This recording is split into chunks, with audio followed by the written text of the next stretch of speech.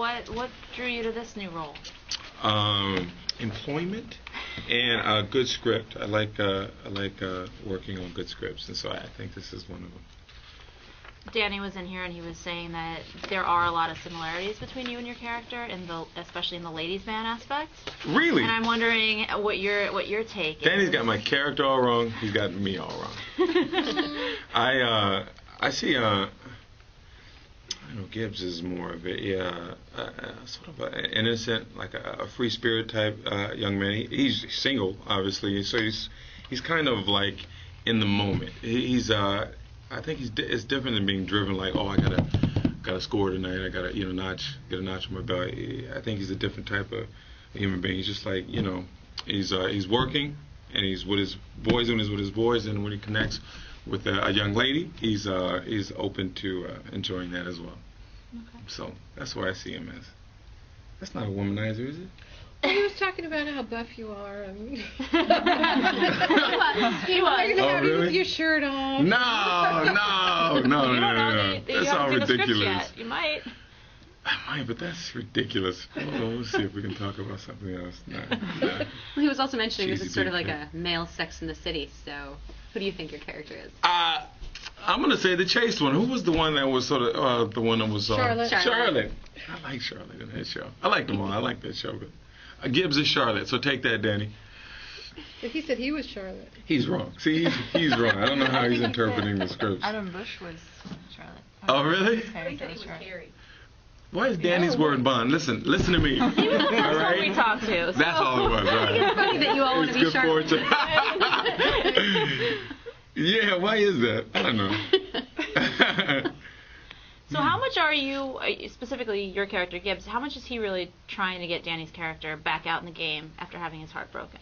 I think he's sincere. Like to Gibbs, this is his extended family, so he's really sort of devoted to his friends, and I think that's one of the things I find appealing about him. So he's willing to do whatever it takes, within certain reason to lift his brothers up, and so that's where we find him, I guess, doing that, in a funny comedic way.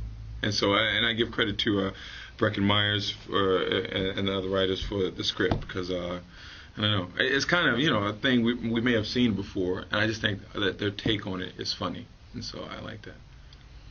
So, if you had a magic wand and you can make the writers write anything for your character, what would you want them to write? Like Charlotte from Sex and the City. What? Oh wow. I don't. You have to think about that. I don't know. Can I come back to you on that in the interview? I don't know. Yeah.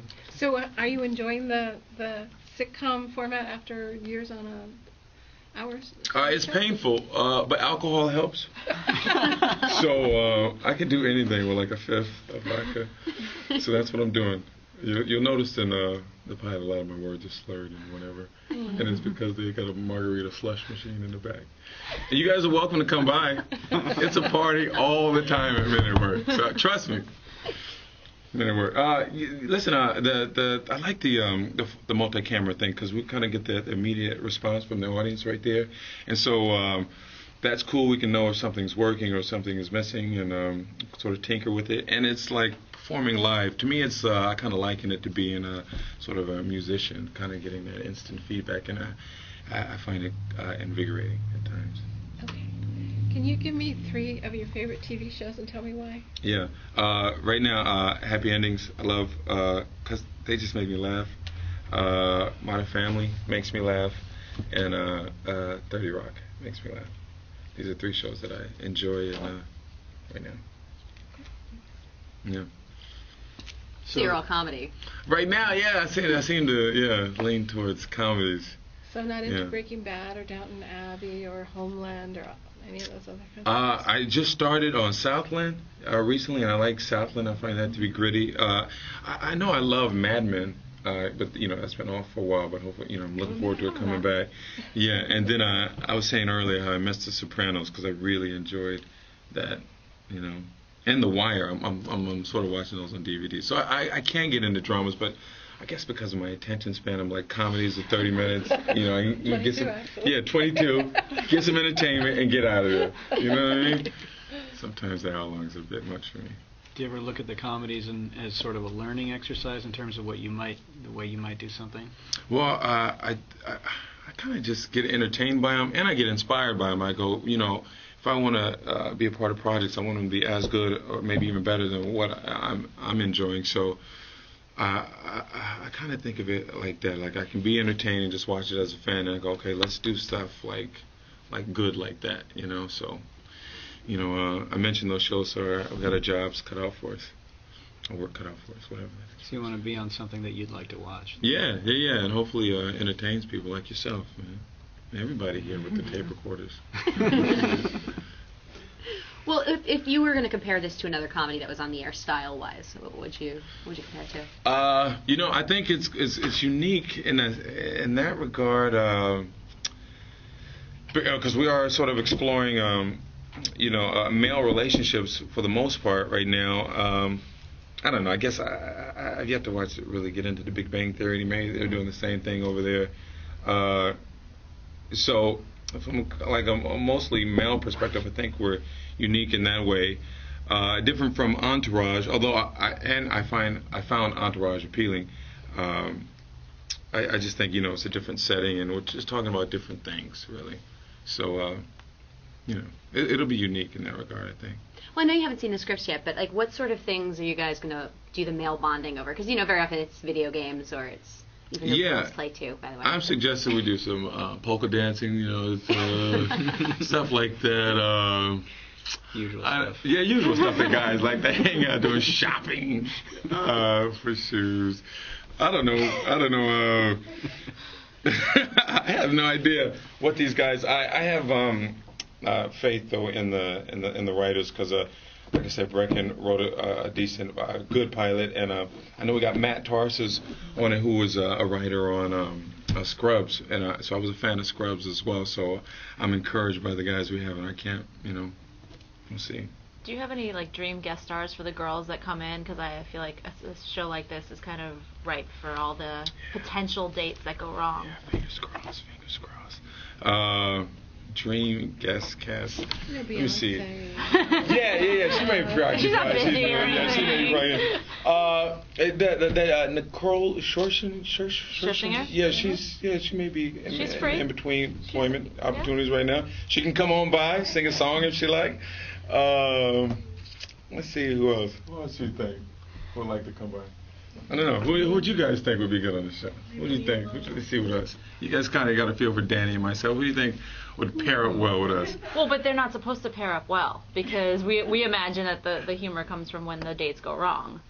Okay, that can happen, but there can be some beauty in watching it break apart. Who would you all like to see? You all are a demographic too now. Who do you want on the show?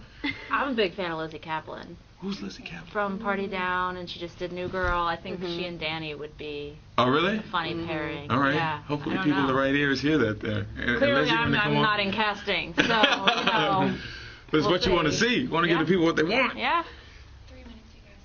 3 minutes. What happens? Are you hoping that we see a little bit more of the maid story? The who? The maid. No, man, that probably is best left alone.